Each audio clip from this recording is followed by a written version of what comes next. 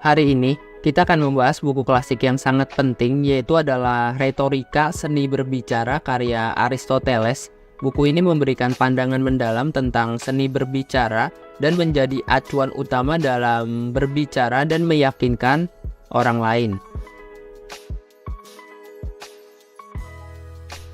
Retorika adalah seni berbicara dan meyakinkan.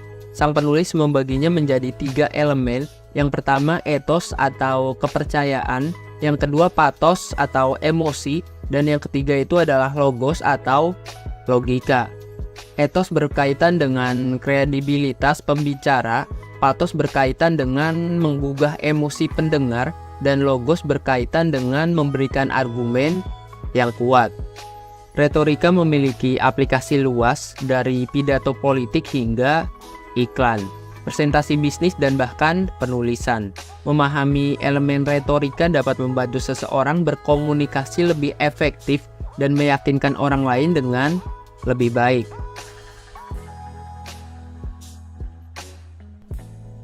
Sang penulis menguraikan elemen-elemen retorika, pidato, argumen, bukti, gaya bahasa, dan organisasi. Pidato adalah bagaimana Anda menyampaikan pesan Anda. Argumen adalah mengapa pendengar harus mempercayai Anda. Bukti adalah data dan fakta yang mendukung argumen Anda. Gaya bahasa adalah cara Anda menghias kata-kata Anda. Organisasi adalah struktur pidato Anda. Ada beberapa poin penting di bagian kedua ini tentang elemen retorika.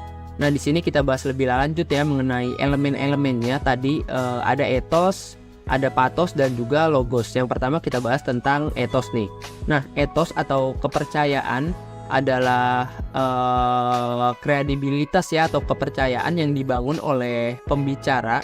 Ini melibatkan pertanyaan tentang apakah pembicara itu kompeten, berintegritas, dan memiliki otoritas dalam topik yang dibahas. Contohnya, seorang dokter memiliki etos yang tinggi saat berbicara tentang topik kesehatan karena mereka adalah ahli dalam bidang tersebut. 2. Pathos atau emosi. Pathos adalah upaya untuk menggugah emosi audiens. Ini dapat melibatkan penggunaan cerita, anekdot, atau bahasa yang menginspirasi emosi seperti belas kasihan, kebahagiaan, kebencian, atau rasa takut.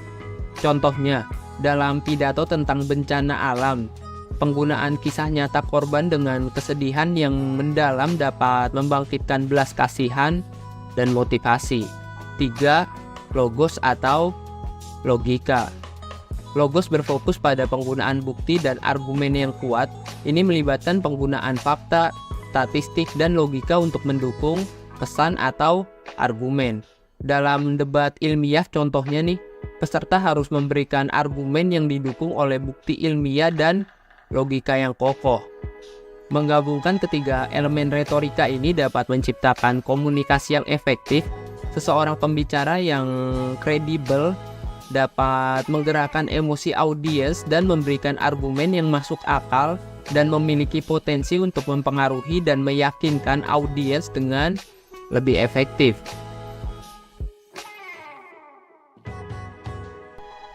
Sang penulis mengklarifikasikan pidato menjadi 3 jenis. Yang pertama itu adalah pidato deliberatif atau membahas tindakan di masa depan.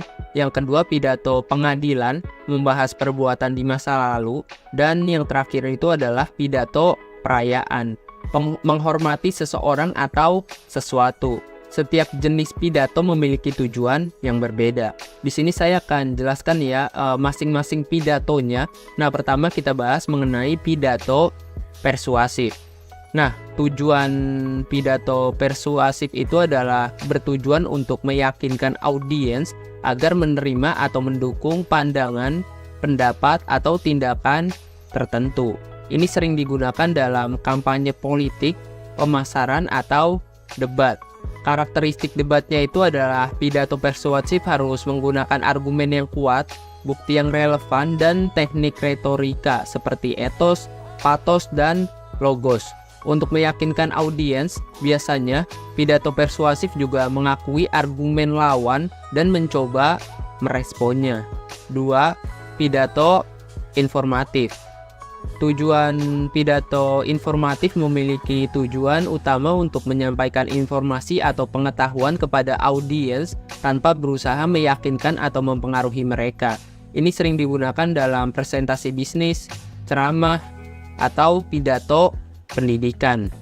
Pidato informatif harus jelas, akurat, dan disusun dengan logika.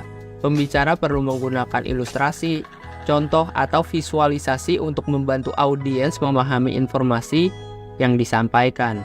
3. Pidato hiburan. Pidato hiburan bertujuan untuk menghibur audiens, seringkali dengan tujuan membuat mereka tertawa, terhibur, atau merasa senang.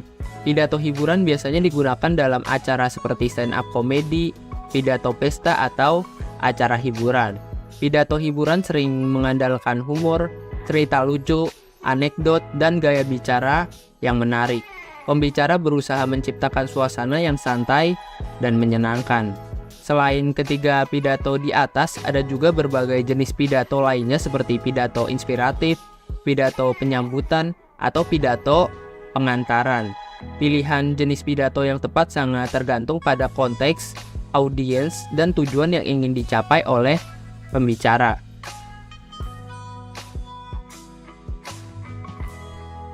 Sang penulis mengeksplorasi pentingnya gaya bahasa dalam retorika. Gaya bahasa dapat mempengaruhi bagaimana pesan Anda diterima oleh pendengar. Hal ini mencangkup pemilihan kata, penggunaan metafora, dan bahasa yang kuat. Ada beberapa poin penting di bagian keempat ini tentang gaya bahasa dan retorika. Pertama kita bahas ya tentang gaya bahasa. Nah, untuk gaya bahasa di sini ada 3 macam yang dijabarkan oleh sang penulis. Yang pertama itu ada gaya verbal ya. Nah, gaya verbal ini lebih ke pemilihan kata, frasa, dan kalimat yang digunakan oleh seorang pembicara. Yang kedua itu ada gaya penulisan. Nah, untuk gaya penulisan ini lebih ke teks tertulis ya, dan paragraf, penggunaan dialog, dan pengaturan halaman. Nah, yang ketiga ada gaya visual.